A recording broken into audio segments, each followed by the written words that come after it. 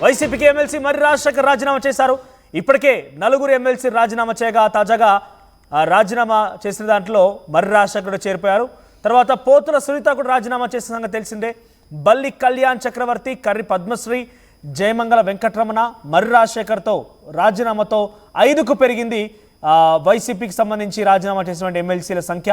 YCP అసంతృప్తి ఎమ్మెల్సీల సంఖ్య రోజు రోజుకు ఈ రకంగా పెరుగుతూనే ఉంది. ఒకవైపు శాసనసభ సమావేశాలు కొనసాగుతుండగానే వైసీపీకి మర్రి రాజశేఖర్ గుడ్ బై చెప్పడంతో వైసీపీకి బిగ్ షాక్ తగిలింది. ఇప్పటికే నలుగురు ఎమ్మెల్సీలు రాజీనామా చేశారు.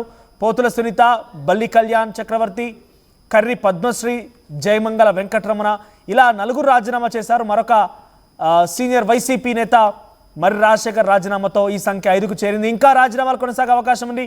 మరి అంతా కూడా కూటమి పార్టీలోకి వెళ్తున్నారు వరుస క్రమంలో. కాబట్టి కూటమికి శాసనమండలిలో సంఖ్యాబలం పెరుగుతోంది, వైసీపీకి తగ్గుతోంది.